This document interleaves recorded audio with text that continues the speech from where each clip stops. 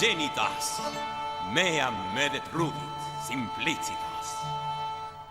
Hi, this is Chris. And this is Elam. And this is Infobars. And we're really glad you joined us today because today is a little different than the other days. How is today different from every other day that is the day? We have a topic. A topic? Yes, we do. What is the topic? The topic today is candy. Candy, eh? Yes, candy. You know, candy is an interesting word.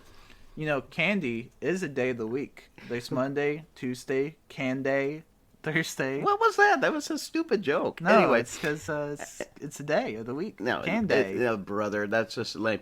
Anyways, actually, it reminds me of a lame Rodney Dangerfield joke about bubbles. Remember that? He said, "Do you like a bath with bubbles?" Yeah, I like a bath with bubbles. Yeah, he said every man does like a bath with bubbles. Hey, Bubbles, come over here, which is incredibly offensive. And we probably should restart this episode. Yeah, I think this episode's fine. Rodney Dangerfield, people like him. I like him, but he doesn't gain respect. Yeah, no respect. No respect. Yeah, Okay. see? Everyone Anyways, can quote him. candy's like that. Do you like candy? Yeah, candy's pretty good. The candy, not the woman named Candy. Exactly. Okay, so what's your favorite kind of candy? My favorite, that's a good question. I would say probably gummy worms is my most consistent one. Gummy worms. No kidding. Okay, gummy worms are kind of interesting. I actually watched a How It's Made about gummy worms. I don't want to know. Did you know that there's No, I just said I don't I know you wanna said that, but it's kind of interesting. You're going to say, they scoop out the innards of some pig and then gloop it up with sugar and carbohydrates and then put cancer molecules. Good grief, I don't want to know. I wasn't going to say any of that. I was going to say they use a lot of gelatin.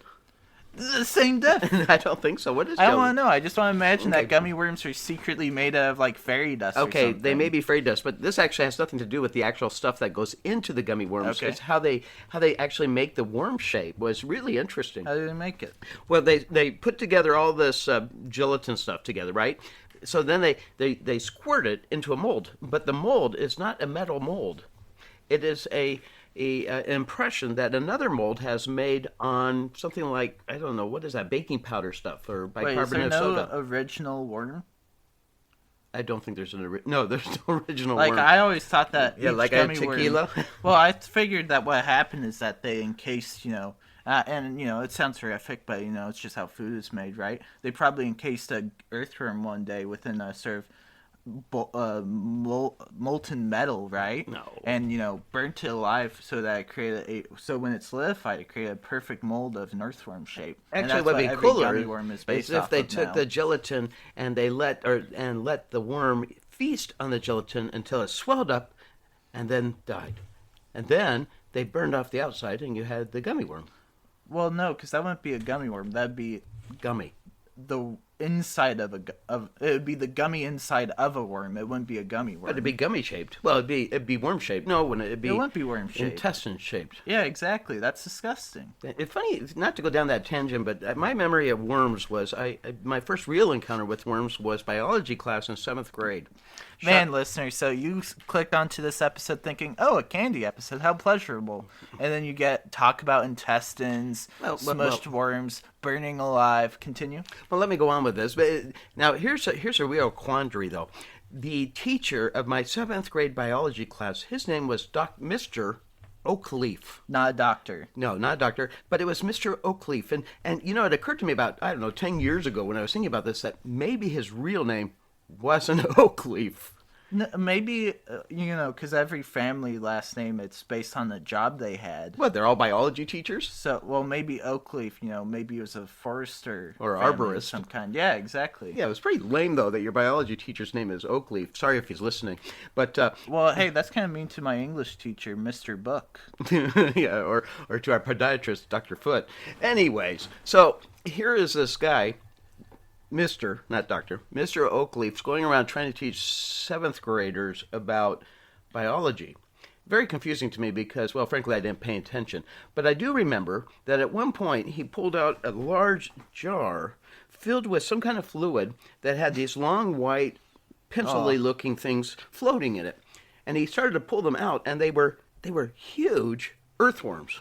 Earthworms. I believe they were earthworms. I don't know. Well, they can't be earthworms because they weren't in the earth. They were jar worms. Jar worms, yeah. Well, they were huge. They were far bigger than any worm I'd ever seen. And he said we were going to do a dissection. And that meant that we all got these gross little pants filled with some sort of gummy substance that was black, and a bunch of little pins, like push pins, and this little knife. Nowadays I bet they don't let you play with that little knife in biology class. I'm just guessing. Actually, I think I remember once using a little knife on owl poop. Really? Yeah, because What's this biology class? This was in elementary. Is that an elementary science class where what they have you do is they bring in some owl pellets, aka the thing what came out their intestines. Speaking of intestines, and then you sort of poke and pry away until you get out a full mouse skeleton, and then you've done the assignment. No, there's no way they poop out a full mouse skeleton. Yeah, what? They How can't big- digest it. How big is this poop? Well, it's like a tiny mouse. It's not a big one. What, are you talking a couple inches? I mean, it's like the size of an, like I would say maybe half the size of an egg, maybe from memory. I don't know. It's been a long time. So your memory is that your teacher brought in some sort of egg. Like a pile of of owl poop with mouse skeletons in them. So what's he doing? Going out there and collecting owl poop? Well, what I have to imagine is that there's a company out there for science classes, or it might be It's marketing owl poop. yeah, just collecting up owl poop with real mouse skeletons in them, and saying, hey, a perfect little lesson for your bio class. I wonder what kind of name you would take for your company if you were specializing in owl poop. Can you think of anything? Poo, poo. Oh, poop. That was kind of good. I like that. All right. But you have to do it with that whoo kind of sound, right? Yeah. Okay, back to my class anyway. So at that point, we were supposed to take this knife and slit this worm-like thing, I guess it was a worm, all the way from top to bottom, and then flay it, sort of open it up, and pin its skin back. And so we had this... Again, a very nice topic for a candy episode. But they had a nasty odor, too. I don't know. what the snot did they... I never... In the real world, I like to call it, where you find worms, I don't remember them ever stinking. But when this class thing happened, whatever they had kept it in stunk. And Out of curiosity, how do you know that he was being honest about what he brought into class? I have no idea. I wasn't... Like I said, I didn't really listen to him. Okay. Because that could just be anything, you realize. I'm doing pretty well remembering his name, Oak Leaf. Anyways, so we pinned back this thing, and then at some point, we were supposed to see the intestines and where the food goes in and the poop comes out. Did you know they actually hold quite a bit of poop? Nowadays you would just open your biology textbook and have a little picture. Is that what they do now? They have pictures? Yeah, you just look at the picture. Actually, probably not even a picture because it's not even clear that way. You just have a diagram, and it shows you with pretty great accuracy exactly where everything is, so that you don't need to slice open an earthworm just to see its stomach. And there was great rejoicing among the earthworms of the world. This does raise an interesting question on a different angle. My niece, your cousin, recently went to a university or a college and graduated with a degree in anatomical drawing, right? And so she's an expert, and she's very good at it, at drawing things like livers and kidneys and the inside of people's bodies, that kind of thing. My question for you, though, in the day of Google and Google Images, how much do we really need new drawings of livers and kidneys and... Well, I think it's about like specific occasions and also copyright and stuff like that. Oh, so you don't want to infringe on somebody's copyright, so you have to make your new drawing of a liver. Exactly. And also, like, what if you need to show a liver being punched by a little skeleton? You need a whole new drawing for that. You can't just... What if you need a liver sort of stretched out and then used as a lasso by a little cartoon cowboy? How are you going to draw that? Yeah, and make it realistic. Yeah, you need someone whose speciality is that, Yeah, which brings us to OpenGPT or the GPT. You have it in front of you. Oh, that's right. There I do it. OpenGPT, which allows people to basically pull up their literary images from the web, right? Yeah, well, I learned something interesting about ChatGPT. There's been a lot of controversy about AI bots, reasonably so, but usually it's been about plagiarism, because they're taking copyrighted material, especially in the case of AI. Yeah, I think by definition it's plagiarizing. Yeah. Well, ChatGPT had a controversy recently, which wasn't that. What it was one of the things that's interesting about AI is this notion of, oh, it's not using labor, when actually it is. And in this case, ChatGPT, because they don't want their program to be associated with uncouth stuff, they have I think I can't remember the specific country. I believe a country in Africa, they hire out people at pretty low wages to essentially monitor what's produced by the bot. Wait a minute. Yeah, I'm this is true. thinking Oompa Loompas and the whole Charlie Chocolate. Well, that's thing. an example of slave labor, but I think colonialism. This is not what we're talking about. No, but it's true though that ChatGPT will actually. Wait. How is some guy in Africa going to be well enough versed, let's say, in American English to know? That's a little uncouth. That double entendre was. No, it's not about that. It's stuff like not to be crude, but it's stuff like, oh, someone asked ChatGPT to write dirty limericks and that or kind like of thing? bestiality fiction was the example. I no heard. way. Yeah, just asking to produce any kind of disgusting stuff. Well, where do you get your porn? I use ChatGPT. Well, that's the thing, is that Cheapers. they don't want ChatGPT to be able to do that. So they've hired people, disadvantaged people, to do exactly that. And it's really horrific because it's like, it's taking advantage of people. And it's saying that AI is generating things when it's not. It's, still being curated constantly by humans. Well, and you're taking away jobs. If you allowed it, you would be taking away jobs from people writing for the porn industry. Oh, very true.